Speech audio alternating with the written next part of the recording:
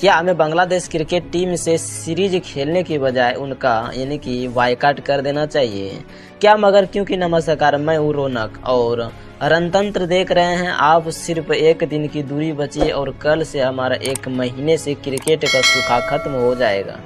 International cricket में team India को miss करने और क्रिकेट फेस को एक महीने से भी ज्यादा समय के बाद टीम इंडिया के दर्शक होंगे और जिनको टेस्ट क्रिकेट पसंद है उनके लिए तो 6 महीने बाद टीम इंडिया लॉन्ग फॉर्मेट में वापसी करेगी और लगातार 10 टेस्ट मैच खेलेगी। लेकिन भारत में कुछ लोगों को लग रहा है कि ये इंतजार और लंबा होना चाहिए और हमें बांग्लादेश के साथ साथ खेलने की बजाय यानी कि बायकॉट करना चाहिए। उनका वजह है बांग्लादेश में शेख अहिंसा के जीने के बाद हिंदुओं पर हुए हमले, जिसके बारे में प्रधानमंत्री मोदी ने भी चिंता जताई थी। अब कई लोगों को लगता है कि बांग्लादेश में जो कुछ हुआ तो उसके खिलाफ प्रोटेस्ट दर्ज करने का सबसे अच्छा तरीका यही था कि हम बांग्लादेश की टीम के साथ खेलने से मना कर देते हैं।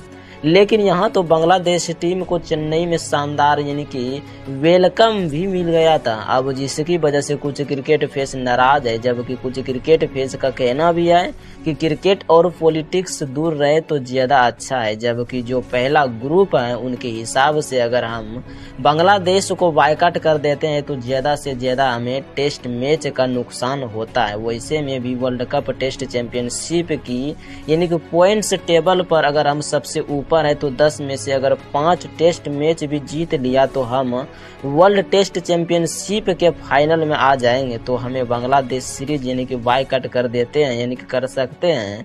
तो आपका इस पूरे यानी कि मैटर पे क्या कहना है, कमेंट करके जरूर बताना। क्या लगता है आपको क्रिकेट यानी कि पॉलिटिक्स को दूर रखना चाहिए या फिर बांग्लादेश के साथ सीरीज बायकॉट कर देनी चाहिए?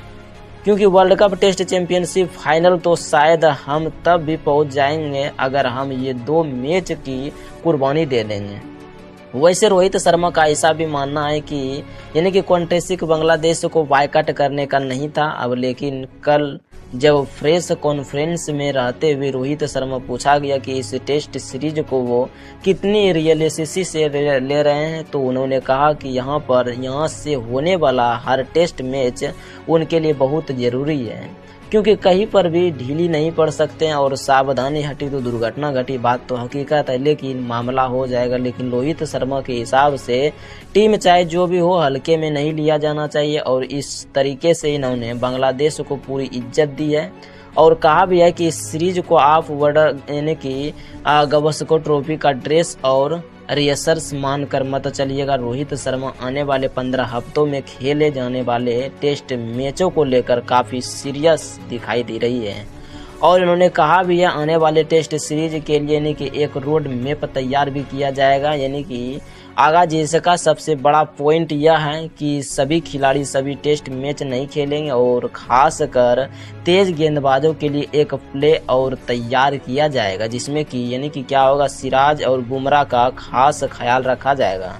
रोहित ने कहा है कि इससे पहले जब हमने इस साल इंग्लैंड के खिलाफ खेला था तब भी हमने बुमराह और सिराज दोनों को एक टेस्ट मैच में छुट्टी दे दी थी।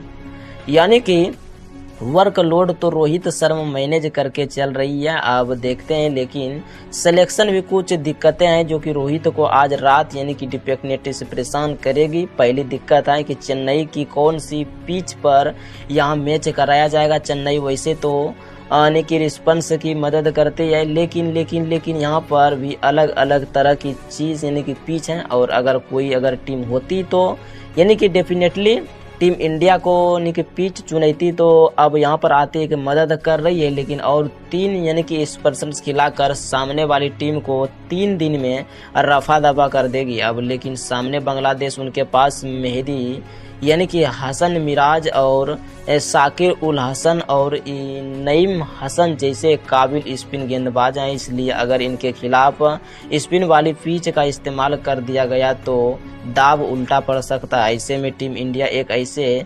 सरफेस चुनाव कर सकती है जहां पर 2 यानी कि स्पिनर खिलाया जाएगा और एक एक्स्ट्रा तेज गेंदबाज को ले लिया जाएगा। अब गौतम गंभीर और रोहित शर्मा को आज रात भर में ये वाला सिलेक्शन फाइनल करना पड़ेगा और साथ में यह भी सोचना पड़ेगा कि मिडिल ऑर्डर के यानी कि केएल राहुल को इन्हें के खिलाया जाए और फिर सरफराज को रोहित शर्मा की प्रेस कॉन्फ्रेंस में तो मुझे यही लग रहा है कि राहुल को सरफराज के ऊपर मौका दिया जाएगा। अब लेकिन आपके हिसाब से कौन किनको प्ले 11 में होना चाहिए कमेंट करके बताना। और फिर आप ग्रुप के हो तो जिनको यह लगता है कि यानी कि बायकॉट करना चाहिए, बांग्लादेश के साथ क्रिकेट नहीं खेलना चाहिए, जो भी आपको लगे कमेंट करके हमारी और आपकी मुलाकात होगी कल शाम, क्योंकि सुबह तो टेस्ट मैच शुरू हो जाएगा और दिन का खेल खत्म होने के यानी कि फौरन बाद आपसे यहीं पर मिलेंगे। मैच के तुरंत बाद सबसे पहले वीडियो आपको इसी चैनल पर दिखाई देगी और कल के मैच यानी कि पूरे दिन का यानी कि हाल चाल और बवाल आपको यहीं पर बताया जाएगा। चैनल सब्सक्राइब करके जाना। धन्यवाद।